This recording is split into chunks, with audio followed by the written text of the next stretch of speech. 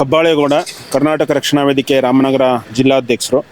87ನೇ ಕನ್ನಡ ಸಾಹಿತ್ಯ ಸಮ್ಮೇಳನ ಸಕ್ಕರೆ ನಾಡು ಮಂಡ್ಯ ಜಿಲ್ಲೆಯಲ್ಲಿ ನಡೀತಾ ಇರ್ತಕ್ಕಂಥದ್ದು ವಿಶೇಷವಾಗಿ ದಕ್ಷಿಣ ಕರ್ನಾಟಕದ ಏನು ಜಿಲ್ಲೆಗಳ ಜನರಿಗೆ ಒಂದು ಸಂತೋಷದಾಯಕವಾದಂಥ ವಿಚಾರ. ಈ ಸಂದರ್ಭದಲ್ಲಿ ಏನು ಇಡೀ ನಾಡಿನಾದ್ಯಂತ ಇರ್ತಕ್ಕಂಥ ಎಲ್ಲ ಜಿಲ್ಲೆಗಳ ವೈವಿಧ್ಯಮಯ ಸಂಸ್ಕೃತಿಯನ್ನು ಅನಾವರಣ ಮಾಡ್ತಕ್ಕಂಥ ಒಂದು ಸಮ್ಮೇಳನ ಇದು. ಕನ್ನಡ ಸಾಹಿತ್ಯ ಸಮ್ಮೇಳನ ಕೇವಲ ಸಾಹಿತ್ಯಕ್ಕಷ್ಟೇ ಸೀಮಿತವಾಗಿರ್ತಕ್ಕಂಥ ವಿಚಾರ ಆಗಿರೋದಿಲ್ಲ. ಇಲ್ಲಿರ್ತಕ್ಕಂಥ ಜನಪದ ಆಚಾರ ವಿಚಾರಗಳು, ಸಂಸ್ಕೃತಿ ಮತ್ತು ಆಹಾರ ಪದ್ಧತಿ ಇವೆಲ್ಲವೂ ಸಹ ಅಲ್ಲಿ ಪ್ರಮುಖವಾದಂಥ ಒಂದು ಪಾತ್ರವನ್ನು ವಹಿಸ್ತವೆ.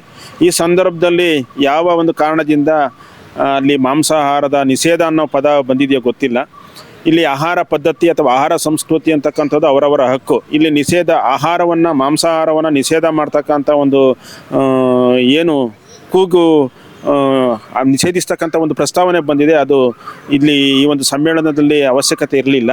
ಏನು ಪ್ರತಿಯೊಬ್ಬರ ಆಹಾರ ಸಂಸ್ಕೃತಿಯನ್ನು ಗೌರವಿಸಬೇಕಾಗಿರ್ತಕ್ಕಂಥದ್ದು ಆಯೋಜಕರ ಒಂದು ಕರ್ತವ್ಯ ಆಗಿರುತ್ತೆ ಅಂತ ನಾನು ಈ ಸಂದರ್ಭದಲ್ಲಿ ನನ್ನ ಅಭಿಪ್ರಾಯವನ್ನು ವ್ಯಕ್ತಪಡಿಸ್ತೇನೆ.